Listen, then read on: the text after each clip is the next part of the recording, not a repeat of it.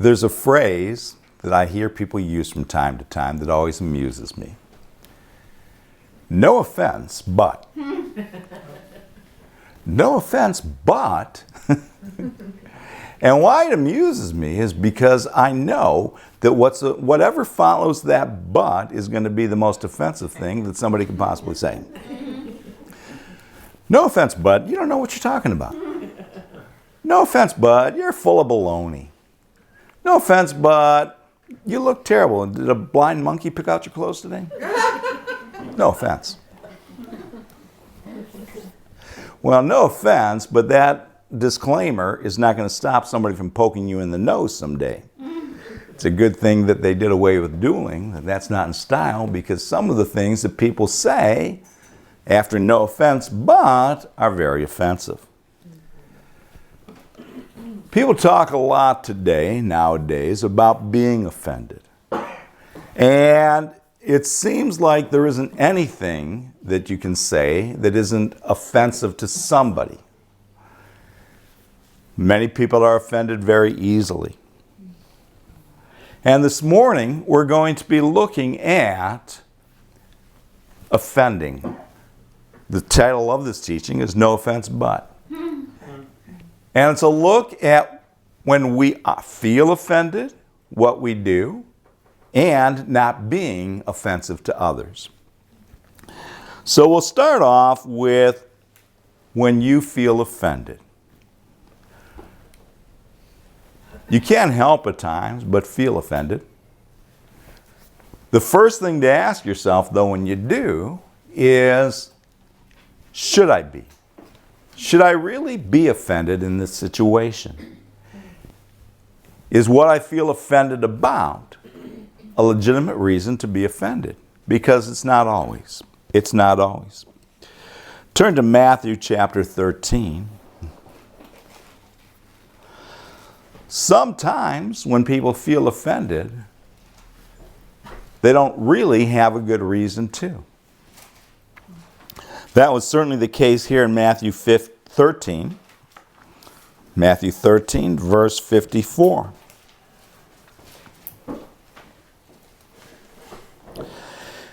And when he was come into his own country, he being Jesus Christ, he taught them in their synagogue, insomuch that they were astonished and said, Whence hath this man this wisdom and these mighty works?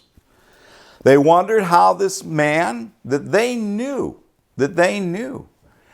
were familiar with, they knew him from the time he was young, how he could have this wisdom and how he could do these mighty works.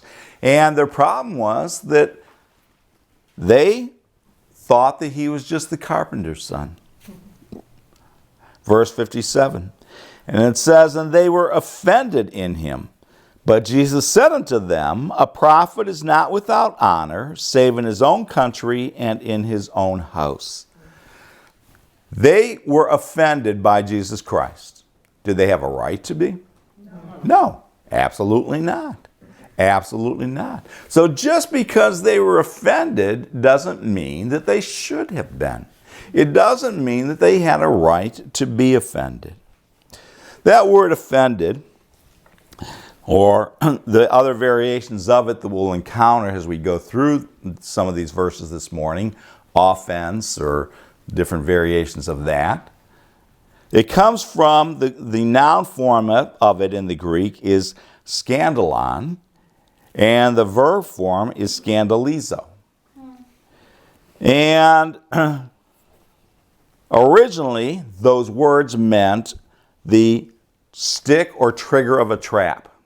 You know, most little boys, they try to catch something. They set up a little box and you put a stick in there and you tie a string on it and you hide around the corner and you got some bait there and you wait for a rabbit or a squirrel or whatever you're trying to catch, a mountain lion. You wait for it to come by and then you pull the string and that stick falls and the trap closes down on it. That's sure to catch anything you want to catch. That's the original origin of that word, scandalon or scandalizo. And it means a snare or any impediment placed in the way and causing one to stumble or fall. So it's something that would catch you, a snare, a trap, or something that you would trip over, a stumbling block. That's the original meaning. Does anybody recognize the word that we get in English from those? Scandal. And I won't go into it, but it has an interesting etymology of how we got from this business of catching rabbits to the present day understanding of scandal, something terrible, something scandalous, something shameful. I won't go into it. Sherry'd be interested in it, though, not because she's interested in scandals necessarily. But it goes from the Greek to the Latin to the French, and those French were the ones that somehow made it. Sherry can tell you about those people. The first use of it, and this has nothing to do with the teaching, but it just tickled me, so I'm going to share this with you. The first use of it is in Leviticus, you don't have to turn there, 19 and verse 14, where it says, "Thou shalt not curse the deaf, nor put a stumbling block before the blind, but shall fear thy God." Now, why that tickles me is that God knew there'd be some jerk out there that thought it would be funny to curse the deaf because they couldn't hear him. Hey, you no good polecat, sidewinder, or something else like that, if they didn't live in Looney Tunes. Or put a stumbling block in front of the blind. Hey, watch this.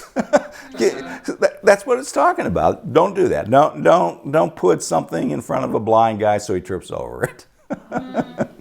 That's what God had to tell them not to do in the law. But there are certainly things that do cause people to stumble. Things that affect them, things that hurt them, and that's the way that word's used now throughout the Old Testament when it talks about offending or an offense. Again, just because somebody takes offense, though, doesn't necessarily mean that they should. Just because Henry Boloco takes offense at something that Snowball Pete says or does doesn't mean that whatever Snowball Pete said or did was actually something wrong. Just because someone feels a certain way doesn't mean that they're justified in feeling that way. But in a society without an absolute standard of God's Word, then we've made now feelings valid for whatever we have.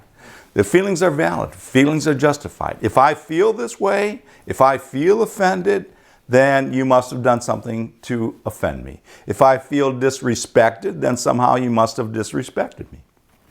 Whatever a person feels is right.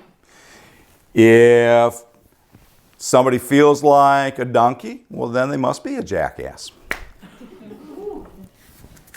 That's another word for donkey, isn't it? Again, look at Jesus Christ and all the things that people were offended at him. Turn to Matthew 26. It's so often that when Jesus Christ spoke, people were offended. Or they were offended at what he did. They were offended, the Pharisees were offended that he healed people on the Sabbath day, right? That was highly offensive to them. So Jesus just stopped doing that because he knew that it offended some people. Well, if it offends you, I've got to stop. Matthew 26, verse 31. Then saith Jesus unto them, All ye shall be offended because of me this night, for it is written, I will smite the shepherd, and the sheep of the flock shall be scattered abroad. He said, you're all going to be offended this night. You're all going to be offended. Look at verse 33. Peter answered and said unto him, Oh no, though all men shall be offended because of thee, yet I will never be offended.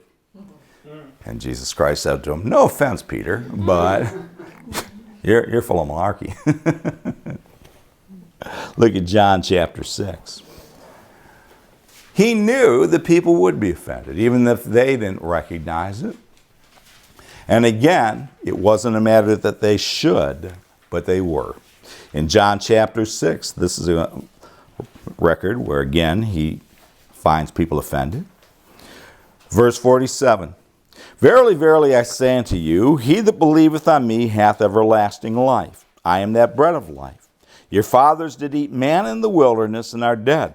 This is the bread which cometh down from heaven, that a man may eat thereof and not die. I am the living bread which came down from heaven. If any man eat of this bread, he shall live forever. And the bread that I will give is my flesh, which I will give for the life of the world. Verse 52. The Jews therefore strove among themselves, saying, how can this man give us his flesh to eat? Ugh, that's gross. What is he talking about? Then Jesus said unto them, verily, verily, I say unto you, except ye eat the flesh of the Son of Man and drink his blood, you have no life in you. Whoso eateth my flesh and drinketh my blood hath eternal life, and I will raise him up at the last day. He just keeps driving it. He keeps saying it. They're grossed out. They're offended. What's he talking about? And he recognizes that they're not understanding, but he doesn't bother to try to patiently explain it to them, does he? No, he doesn't. He doesn't say, well, okay, fellas, I get why you want to understand this. I'm just speaking metaphorically here. I don't really mean this. You know, you're not going to really eat my flesh when you eat this bread. No, he doesn't do that. He doesn't do that. Because the responsibility is for them to have the heart to understand. But that's not the heart that these people had. We'll skip down the record to verse 60. Many therefore of his disciples, when they heard this, said, this is a hard saying. Who can hear it? This is too much. This is too much. Who can hear this? Who can receive this kind of stuff? Verse 61. When Jesus knew in himself that his disciples murmured at it, he said unto them, doth this offend you? Oh, I'm so sorry. I didn't mean to offend you. You know, gosh, I didn't know that this would offend you. Well, we'll find out that's not what he says. Doth this offend you? What, and if ye shall see the Son of Man ascend up where he was before? It's the Spirit that quickeneth. The flesh profiteth nothing. The words that I speak unto you, they are spirit and they are life. But there are some of you that believe not, for Jesus knew from the beginning who they were that believed not, and who should betray him. And he said, therefore said I unto you, that no man come unto me, except it were given unto him of my Father. People that were given to him of the Father, people that God had called, people that were going to believe, they would receive his word. He said in another place, my sheep hear my voice. Verse 66, from that time, many of his disciples went back and walked no more with him. Wow. Were they offended? Yeah. You betcha. They were offended to the point that many of them never came to another meeting. Many of them were offended. They went back and they no more walked with him because they were offended. Did they have the right to be offended? No. Did Jesus Christ say something wrong? No. Did they think he said something wrong? Yes. Did that mean he said something wrong? No. Obviously not. He's the Son of God. If he had said something wrong, well, then he couldn't have redeemed us. Everything he said was as the Father gave him to say. But these folks were so offended that they never came back. They never came back. What happens next? Verse 67. Then said Jesus unto the 12, will you also go away? They all left. You want to go? Who wants to go? You want to go? Go. Then Simon Peter answered him, Lord, to whom shall we go? Thou hast the words of life. And we believe and are sure that thou art the Christ, the Son of the living God. For those that had a heart to see it, they believed, and they recognized that he had the words of life and that he was the Son of God. He was the Son of God that had come to redeem them. You know, some people do feel that if you do something that they take offense at, you should just stop doing it. If somebody does something that they find offensive, well then you need to stop doing it. And they feel that if I say I'm offended, then you have to accept my viewpoint and acquiesce to my demands. Here's a meme I saw years ago, I remembered. And found it. Some of you can see it. I'll read it to you. The others. A little cartoon there, a little comic. Family Circle, I think was the name of that comic strip. And you got a grandfather here with a cookie in his hand, and he says to the little boy who's looking for the cookie, "What's the magic word to get what you want?" And the boy says, "I'm offended." Well, that's how some people think. That's the magic word to get whatever you want. I'm offended. I'm offended. Do what I want. Give me what I want. I'm offended. Turn to James chapter 1. Some people are way too easily offended. Everything offends them. And they go through life in a perpetual state of being offended. There was a book that I really enjoyed about Saturday Night Live, the original. Well, it actually goes from the original cast to the time the book was written. So it goes through many, many years of this show. And they talk about the different casts and different seasons and things that happen, but they also everybody sort of weighs in on what they thought of other cast members. And there's only one person that everybody loved, and that was Gilda Radner. Everybody loved her. She was universally loved. Everybody, most people, some liked, some didn't, just as you'd expect. One person who was universally loved and one person that was universally disliked. Some hated her. And that was Janeane Garofalo. And Lorne Michaels, who was the producer of the show, and he's pretty fair about everybody. And he summed it up by saying that Janeane was a collector of grievances. Isn't that a cool phrase? Collector of grievances. That she went through life just collecting offenses, things that people had done wrong. That's how she lived, looking for those things and focusing on them. We don't want to be that way. Some people are that way, but that's not how we should be. And we should not be easily offended. In James chapter 1, in verse 19, it says, "Wherefore, my beloved brethren, let every man be swift to hear, slow to speak, slow to wrath. For the wrath of man worketh not the righteousness of God." Swift to hear, slow to speak. Slow to speak, not that you're slow to speak, that you don't share things. Slow to speak in that you're not one that's rash in your words. And slow to wrath.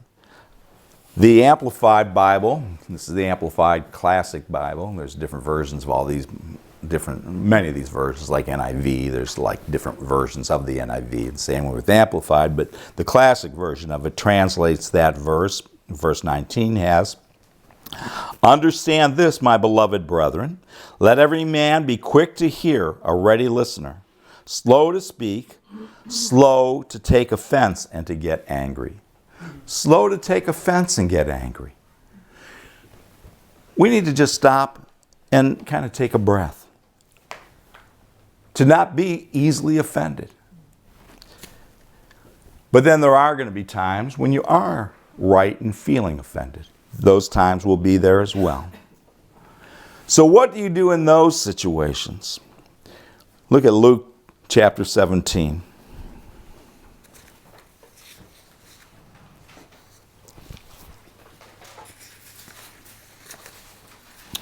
Luke 17,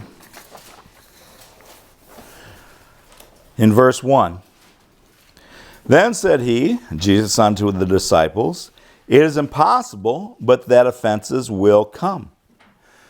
You can't avoid it. It's impossible but that offenses will come. There are times when people are going to do things that offend you. People are going to say things or act in a way that you find offensive.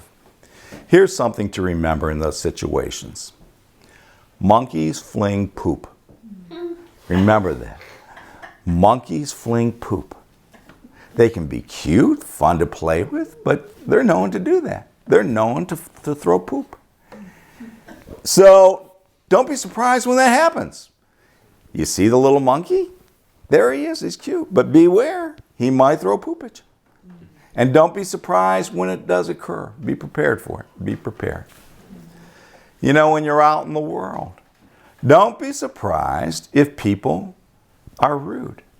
Don't be surprised if people are inconsiderate. Don't be surprised if people at times say things that are hurtful. Don't be surprised. Don't be surprised when you find that people can be downright mean, because monkeys fling poop.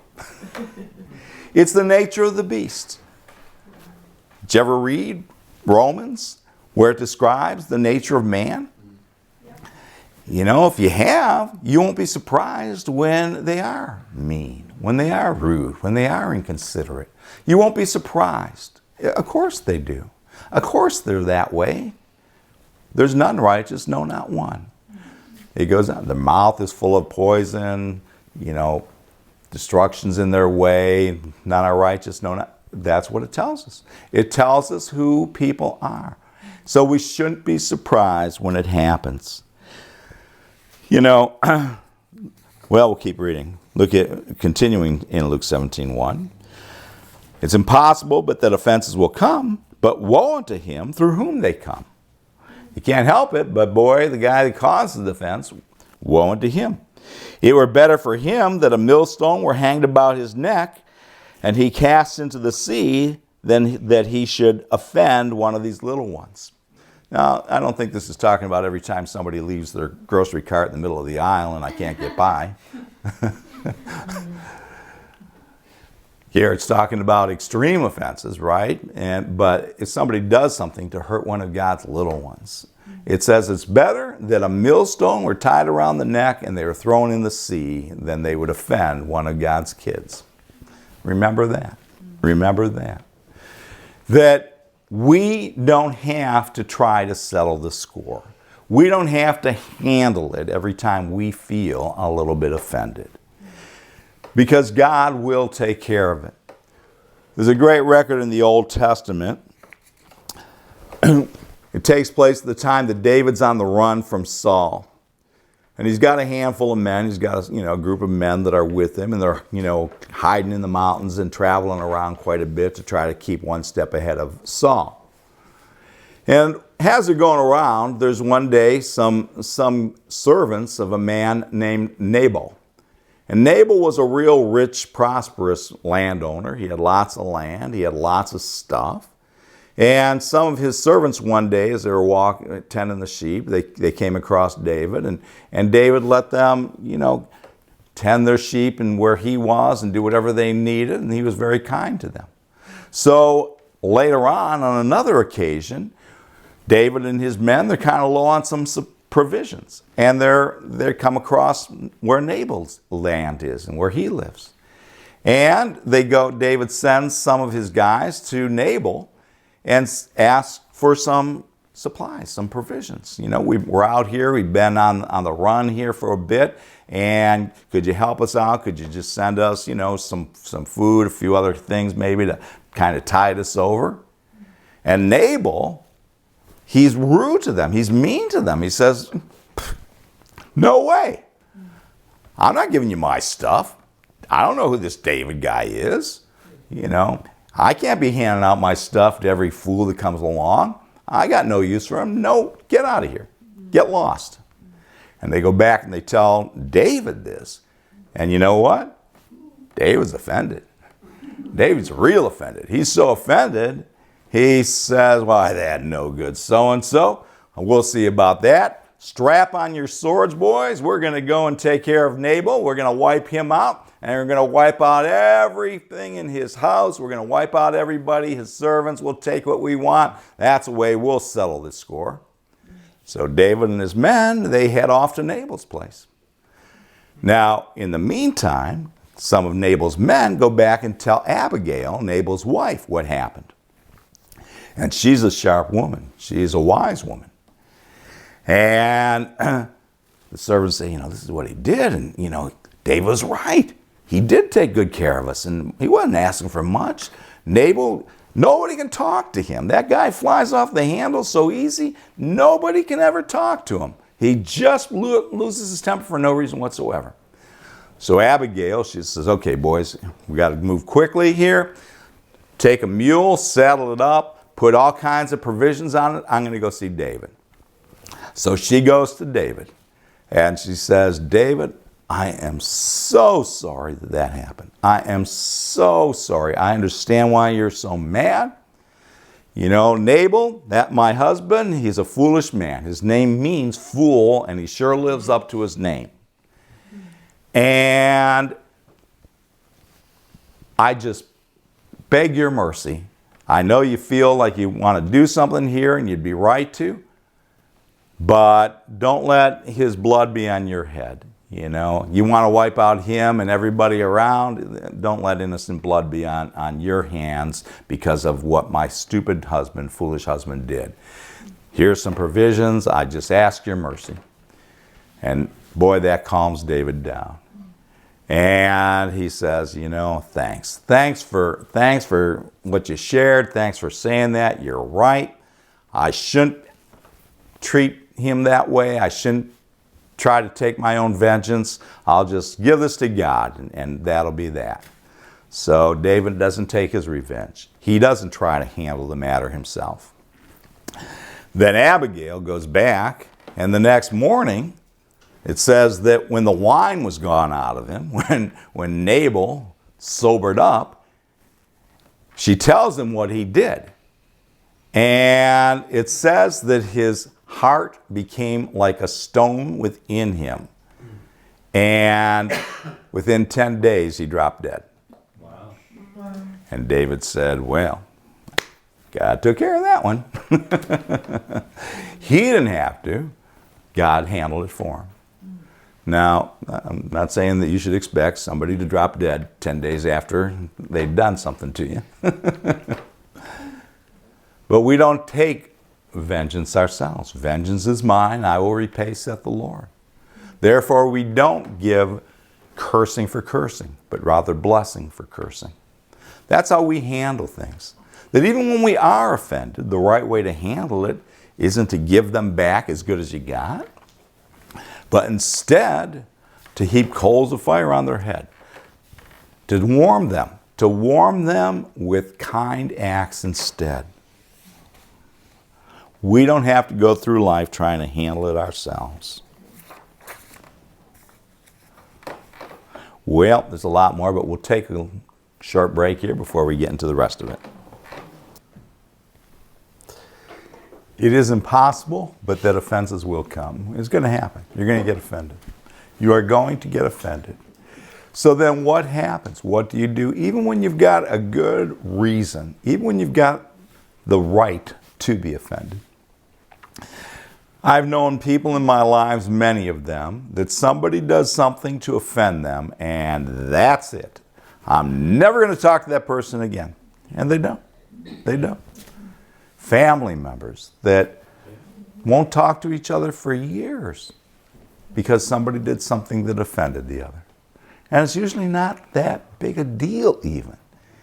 It's seldom that, well, they stole all my money. So, they burnt my house down. So I'm not going to talk. Well, you kind of understand that's still not the right way to respond.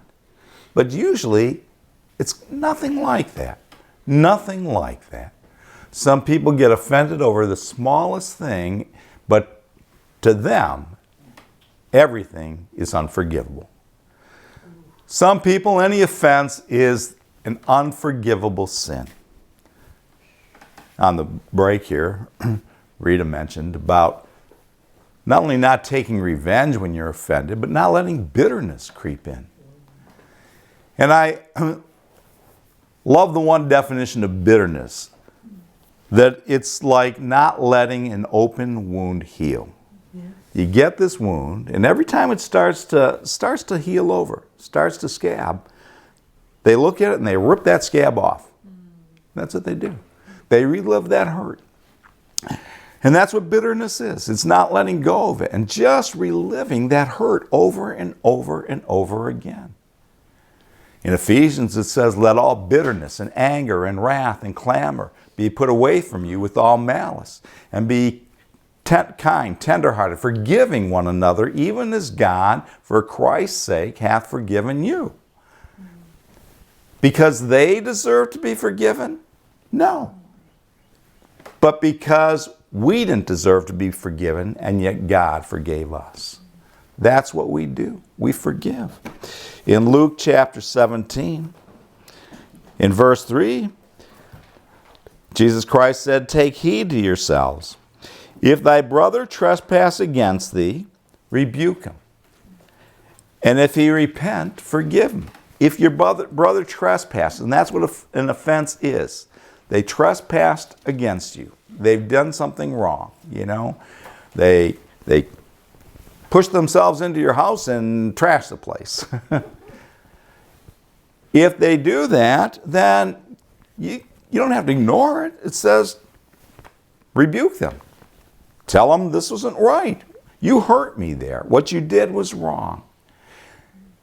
Doesn't say to escalate the matter, to go there screaming and yelling, but to go and talk to them and let them know how they hurt you. And if they feel bad, it says forgive them. And if he trespassed against thee 7 times in a day, and some people might do that, and 7 times in a day turn again to thee, saying, I repent, thou shalt forgive him.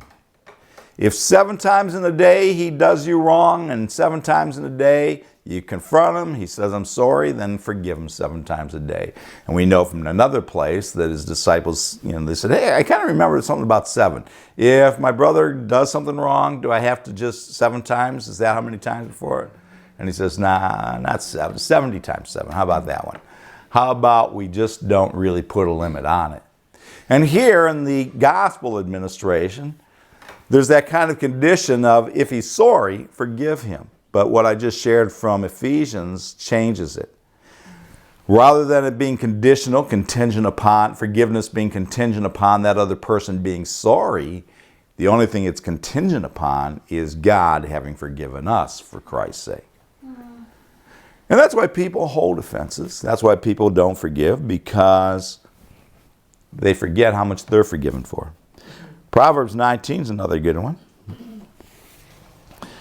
This is another one where we'll look at first the King James, but then I'm going to share another translation of it. In Proverbs 19:11 it says, the discretion of a man deferreth his anger, and it is his glory to pass over a transgression. It's a little easier to understand in the ESV, the English Standard Version, where it's translated, has good sense makes one slow to anger, and it is a glory to overlook an offense. Good sense, just good sense, makes you slow to anger. That it's just not worth getting all shook about. Letting your peace be stolen. He made me mad. Okay, he made you? He forced you to become mad. You didn't want to be mad. You didn't want to react that way, but he forced you to. He controlled your emotions. He controlled your brain. He made you mad. No, it's a choice. It's a choice. You can either react to a situation or act in that situation. Boy, when I finally got my... I'm chuckling, I'll explain later. When I finally got my WOW family to understand that, it changed everything. It changed them from constantly fighting over the smallest offense to being able to love one another, because they learned to not react to everything, but to stop and to then act according to God's word. Act according to God's word. In Ecclesiastes chapter 7, I like this one. In Ecclesiastes 7, verse 20. There is not a just man upon the earth that doeth good and sinneth not. There's not a guy on the face of the earth that's so good that he doesn't blow it sometimes, that he doesn't do something wrong at times, that he doesn't offend. Verse 21. And take no heed unto all words that are spoken. Don't pay attention to everything that's said that you hear, lest thou hear thy servant curse thee. Don't listen to everything, because if you do, sometime you're going to hear your servant curse you. For ofttimes, verse 22, also thine own heart knoweth that thou likewise hast cursed others. Remember that, You got a guy working for you, and you don't even pay attention to some of the stuff they say. And you might hear them sometimes curse you. You might hear them say, that boss, he's a no good. Well, remember, sometime you had some boss that you said something about him to somebody else as well. So don't get so hot and bothered. Look at Matthew chapter 8. Matthew 8, verse 15. This is what we do when we are offended, and how we keep from being easily offended. Matthew 8, verse 15. Moreover, if thy brother shall trespass against thee, go and tell him his fault between thee and him alone. If he will hear thee, thou hast gained thy brother. If somebody does you wrong, it says what you should do is go on Facebook and tell the world. And everybody you come across, tell them, boy, you know what that guy did to me the other day? You know what so-and-so said? That's not what it says to do. It says go to him alone and tell him what he did wrong. Verse 16. But if he will not hear thee, then take with thee one or two more, that in the mouth of 2 or 3 witnesses every word may be established. I say you offended me. You say, well, that was nothing. Well, let's go to somebody and have another person kind of weigh in on this. Verse 17. And if he shall neglect to hear them, take it unto the church. If he won't hear them, then go to some leadership. If you're talking about believers, and sit down with somebody that knows the word, and they're going to be objective, and they can mediate in this matter. But if he neglect to hear the church, let him be unto thee as a heathen man and a publican. If he just doesn't want to hear it, then treat him like he's a heathen and a publican. Publican, I guess not a good thing to be. They were tax collectors. Treat them like a tax collector. Boy, I'd hate to be a tax collector at any time. I don't think that's ever been a popular job. Verse Colossians chapter 3. Colossians 3, verse 12. Put on, therefore, as the elect of God, holy and beloved, bowels of mercies, that's compassion, kindness, humbleness of mind, meekness, long-suffering. Long-suffering is patience. That you're just patient. You're patient. You're patient with people. That you recognize that they're just people. They're just people. And you put up with them. You put up with them. 13. Forbearing one another and doing what? Forgiving one another. If any man have a quarrel against any, even as Christ forgave you, so also do ye. There it is again. If you've got a quarrel against anybody, even as Christ forgave you, forgive them. We just have to remember how much God's forgiven us for. We have to remember our frailties. We have to remember that at times we, sometimes knowingly, most often unknowingly, can hurt other people. We can do things that people take offense at. We can say things that may be offensive to people. And God's forgiven us for it. And He will. And that's got to be our heart with others. Look at 1 Peter chapter 4. 1 Peter 4, verse 8. And above all things, above how many things? All. Have fervent charity, love of God, among yourselves, for that love of God shall cover the multitude of sins. The love of God covers the multitude of sins. It just covers over it. Because the love of God is a perfect love. It is an unconditional love. It is an unlimited love. With the love of God, you never stop loving somebody. You never stop loving somebody with the love of God. Feelings come and go, but that love of God abideth forever. It never fails. It never fails. And that's what we have to have. We have to walk with the love of God. We can do that. We can do it because we're not limited to our own abilities, our own resources, our own strengths. I'm not limited to the nature I was born with. I'm not limited to the disposition.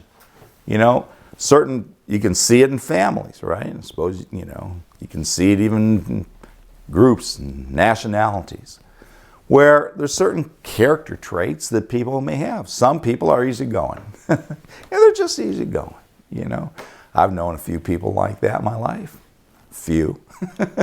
They're just so easygoing. And then you got other people that, boy, they fly off the handle. They're like Nabal, or not as bad. I know people that take offense at everything, and boy, I'm thankful that they're not closer.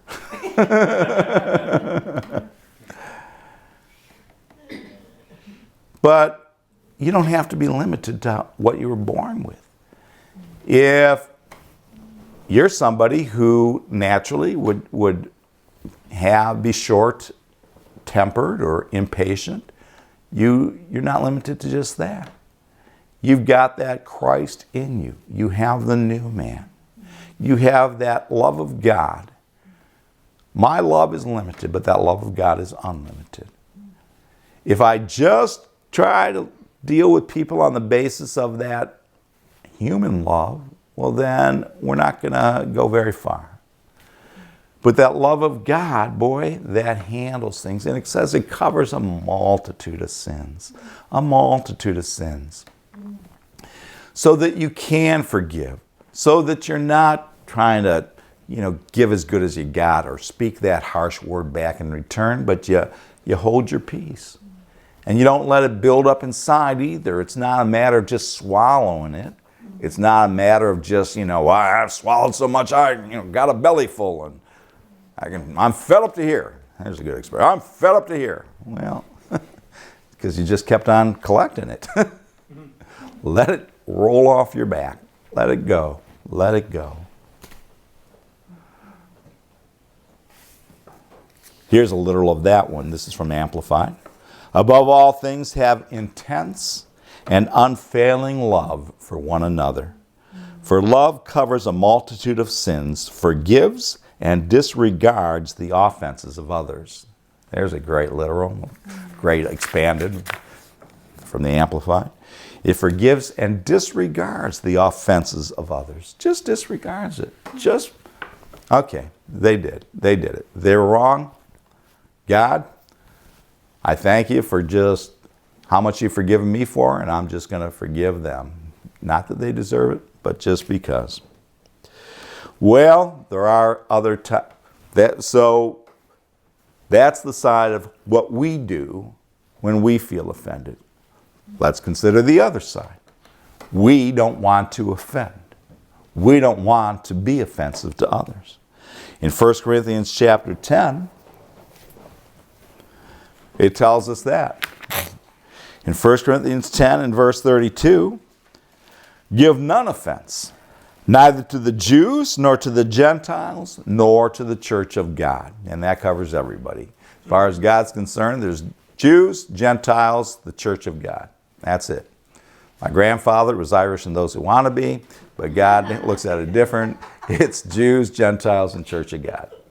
And that covers everyone. And we're not to be offensive to anybody. Romans chapter 14. Romans 14, verse 4. Who art thou that judgest another man's servant? To his own master he standeth or falleth. Yea, he shall be holden up, for God is able to make him stand. Who are you to judge a brother? Who are you to judge somebody else? Look at verse 10. But why dost thou judge thy brother? Or why dost thou set it not thy brother? Set it not. Say, you're nothing to me. For we shall all stand before the judgment seat of Christ, the Bema. We're all going to stand before God. We're all going to stand before God. And we'll be rewarded for those times that we walk in love, but we won't be for those times that we don't. For the times that we don't let it go. We're not going to receive any reward for that. But boy, the times that we do, God will say, you know what? I'm so proud of you. I'm so proud of you. You know, you could have done this in that situation. I know it. I know you wanted to do that, but you didn't burn the guy's house down. I'm so proud of you. Verse 13.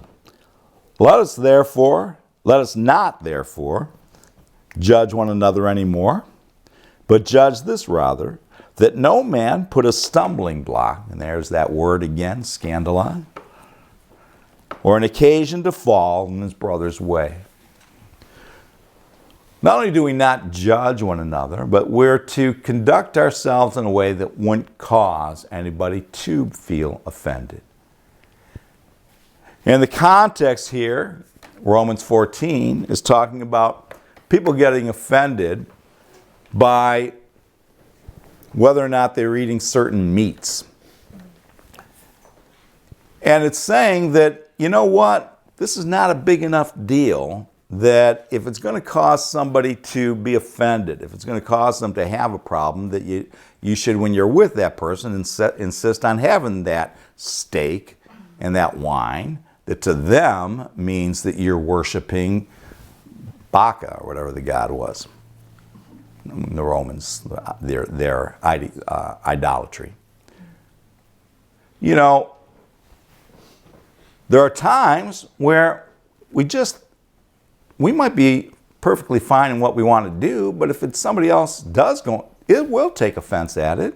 Well, then, lovingly, we don't do it. Not because we're being manipulated, not because I'm offended, so you got it. No.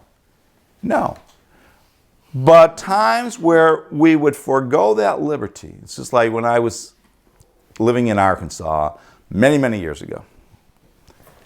And at that time, I smoked cigarettes. And some people, especially in Arkansas, especially in the South, in the Bible Belt, some Christians really took offense at anybody that smoked. They thought if you were smoking, you couldn't go to heaven, right? You're going to hell. Because they saw that billboard where it said millions now smoking. They thought you were going to hell if you smoked. Well, I was aware of that. So I would not smoke in front of people, especially people I was trying to share the word with, until I had the opportunity to share enough of the word with them so that they could understand better, because I didn't want to offend them the minute I lit up a cigarette and I never even had a chance to share the word with them. Now, did I have to do that? No. That was my choice, whether I did or didn't. But it wasn't that big a deal. I wasn't a nicotine, what do they call it, fiend? Nicotine fiend? That's an old phrase. You know, that I had to have that cigarette so bad. I could forgo having a cigarette for an hour. And I would do that just out of consideration. Well, that's what it's talking about, that we're aware. You know, around one group of people, you might use a more colorful vocabulary than you would around others. Because they would be offended. Those 5-year-olds are easily offended, I guess. They're not, but their parents are, that's for sure. So we're just aware of that. We're just aware. Look at Proverbs, still in 14, down in verse 19. Let us therefore follow after the things which make for peace, and things wherewith one may edify another. Follow after those things that make for peace, the things where we can build each other up. Don't do things that you know are going to make your brother mad. Don't deliberately tick him off. See, I was not offensive there. Choice of words. We don't do that. And we want to just follow after the things that make for peace and build one another up. Look for the things whereby we can love one another, build each other up. Go to James chapter 3. No, Proverbs 18 first. We'll get to James. Kind of had to figure we'd get to James. Proverbs 18. This is a good one. Verse 19. It says, a brother offended is harder to be won than a strong city, and their contentions are like the bars of a castle. A brother offended is harder to be won than a strong city. Once you offend people, well, it's kind of hard to win them. You know, hard for some people to get past that. And again, just lovingly being aware of that. And it says their contentions, what is it? Is like bars of a castle. Their contentions. They'll just put up the bars of a castle between you. We want to instead find ways to edify, to make for peace. James chapter 3, verse 2. We at times can do things that will offend, but boy, the quickest thing that gets in trouble is your mouth. And that's what James 3 tells us. Verse 2. For in many things we offend all. In many things we offend all. If any man offend not in word, the same is a perfect man, and able also to bridle the whole body. Behold, we put bits in the horses' mouths, that they may obey us, and we turn about their whole body. Big, strong horse. Big, strong horse. It's amazing to think about that, you know. You can control which way that horse goes by that bit in his mouth. You know, I don't know how much horses weigh. Anybody know that? Oh, God. More than I do. Close to 1,000 pounds. Close to 1,000 pounds. Verse 3. We did that. Verse 4. Behold also the ships, which though they be so great, and are driven of fierce winds, yet are they turned about with a very small helm, that rudder, whithersoever the governor listeth. You can control that big, big ship with just that rudder. Even so, the tongue is a little member, and boasteth great things. Behold, how great a matter a little fire kindleth. Boy, look at how much trouble you can get in. And the tongue is a fire, a world of iniquity. So is the tongue among our members, that it defileth the whole body, and setteth on fire the course of nature, and is set on fire of hell. Wow. Pretty strong language, isn't it? Yeah. Kind of offends me. Offends some people, I suppose. The tongue. Boy, the tongue can just light a fire. The tongue can cause so much trouble. Wars have been started over somebody saying the wrong thing. Verse 7.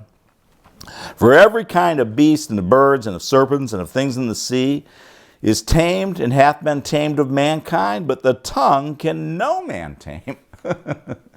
You know, no man until they renew their mind. It is an unruly evil, full of deadly poison. Wow. Full of deadly poison. Therewith bless we God, even the Father, and therewith curse we men, which are made after the similitude, the likeness of God. Out of the same mouth proceedeth blessing and cursing. My brethren, these things ought not so to be.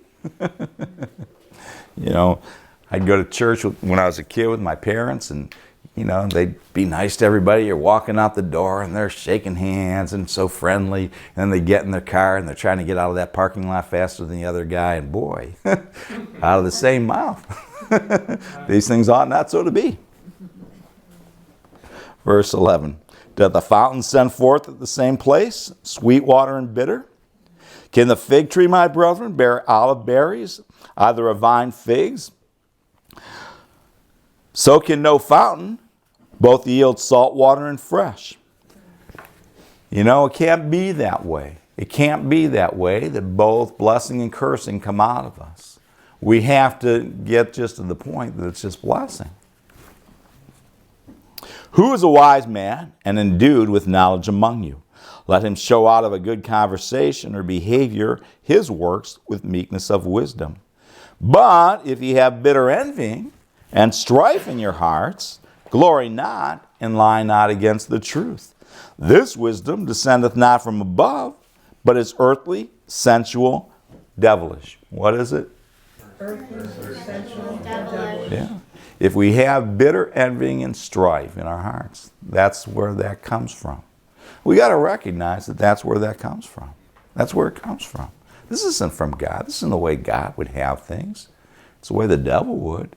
The devil's always trying to get people mad at everybody. The devil's always trying to get people riled up, to be offensive and to take offense. He goes on to say what happens with that.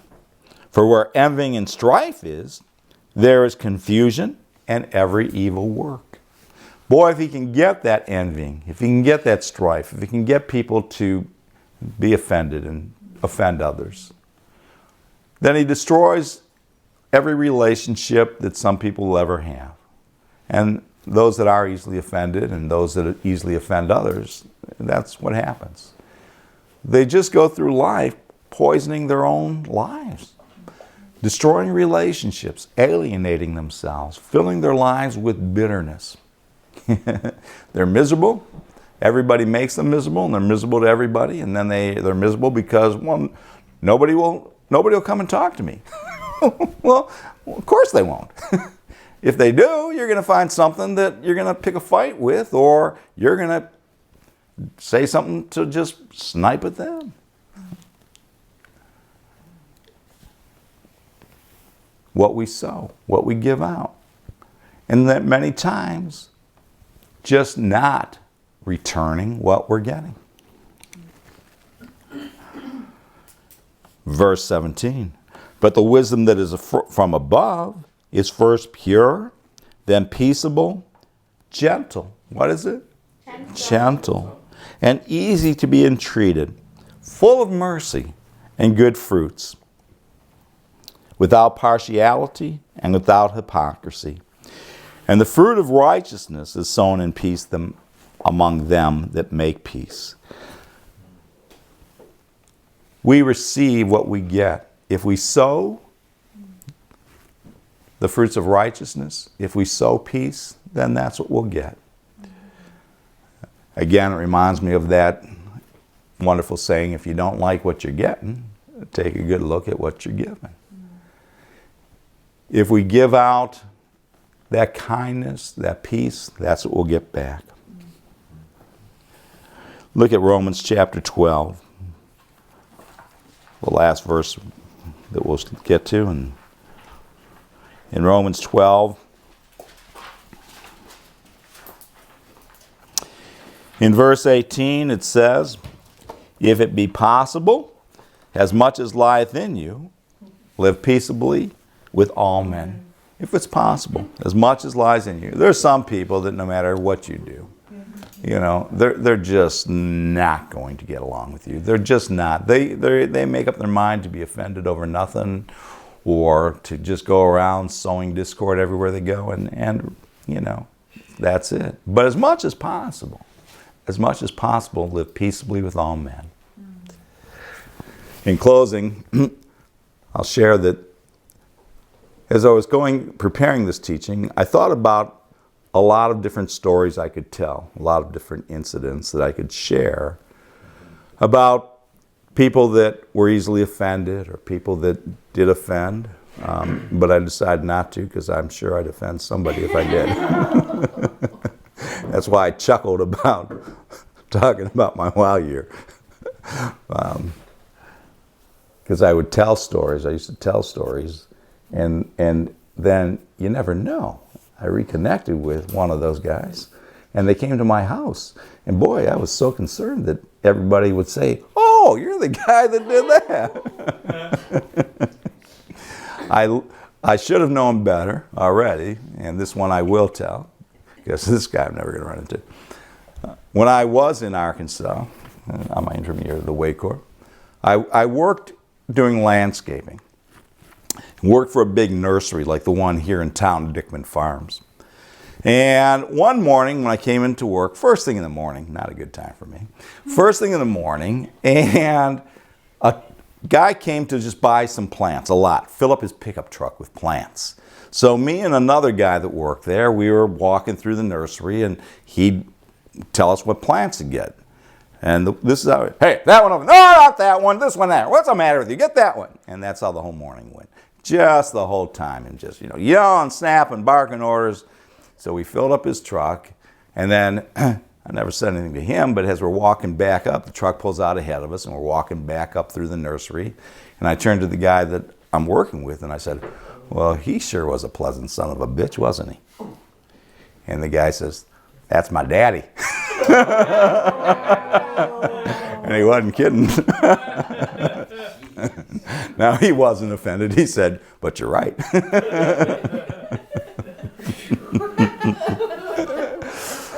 So you never know. You never know. You got to watch what you say. You got to watch what you say.